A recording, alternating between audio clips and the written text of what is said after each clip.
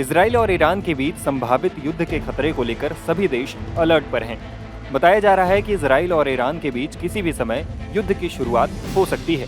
British और अमेरिकी media reports में दावा किया जा रहा है कि इजराइल पर ईरान अटैक करने वाला है। इसके बाद बाइडेन ने भी आशंका जताई है कि इजराइल पर ईरान कभी भी अटैक कर सकता है। दोनों देशों के बीच जंग छिड़ने के संभावनाओं को देखते हुए भारत भी अलर्ट हो गया है। दरअसल इजराइल और ईरान में बड़ी संख्या में भारतीय रहते हैं। अब जब दोनों देशों के बीच जंग जैसे हालात हैं, तो ऐसे में यहाँ रहने वाले भारतीयों की जान पर भी खतरे की आशंका जताई जा रही है। भारतीय विदेश मंत्रालय ने इसे लेकर एक एडवाइजरी भी जारी की है और भारतीय लोगों को सतर्क रहने को कहा है। मीडिया रिपोर्ट्स के मुताबिक इन दोनों देशों में करीब 22,000 भारतीय रहते हैं। इजराइल में करीब 18,000 और ईरान में 4,000 भारतीय रहते हैं। ऐसे में इनकी सुरक्षा को लेकर भी चिंता बढ़ने लगी है। बताया जा रहा है कि इजराइल में करीब 18,000 भारतीय रहते हैं जो बुजुर्गों की सेवा, सूचना तकनीक और सलाह से जुड़े काम में लगे हुए हैं। इजराइल अभी और भारतीयों की तरफ उम्मीद से देख रहा है। गौर करने वाली बात यह भी है कि इजराइल और भारत के बीच डील के तहत बड़ी संख्या में भारतीय कामगार इजराइल जाने वाले थे। वहां हजारों की तादाद में भारतीय जाने की तैयारी कर रहे हैं।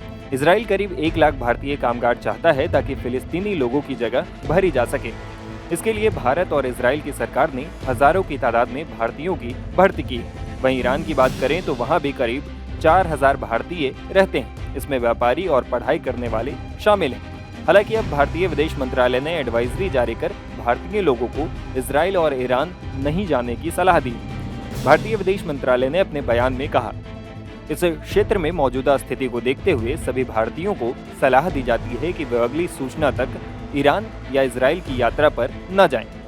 जो लोग पहले से ईरान या इजराइल में रह रहे हैं, उनसे निवेदन है कि वे वहां भारतीय दूतावासों से संपर्क करें और अपना रजिस्ट्रेशन करवाएं।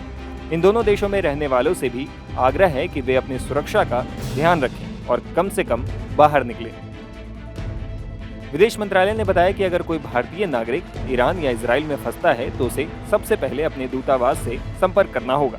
इसलिए भारत ने ईरान और इजराइल में पहले से रहने वाले अपने लोगों से कहा है कि वे भारतीय दूतावास में अपना रजिस्ट्रेशन करा लें।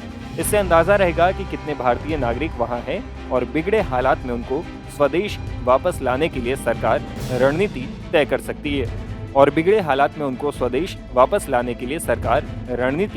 कर सकेगी। बता दें कि 1 अप्रैल को इजराइल ने सीरिया में ईरानी एम्बेसी के पास एयर स्ट्राइक की।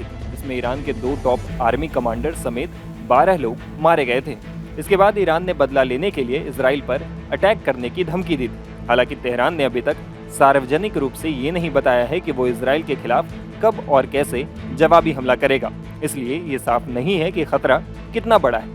ईरान के सर्वोच्च नेता अयातुल्ला खामेनेई ने बुधवार को कहा था कि इजराइल को सजा मिलनी चाहिए और जरूर मिलेगी। इसी बीच बड़ी आशंका ये है कि अगर ईरान का इजराइल पर सीधा हमला होता है तो गाजा में चल रही जंग मध्य पूर्व के बड़े इलाके में फैल जाएगी। लेबनान में इराक का प्रॉक्सी हिजबुल्लाह पहले ही इजराइल के खिलाफ सक्रिय है।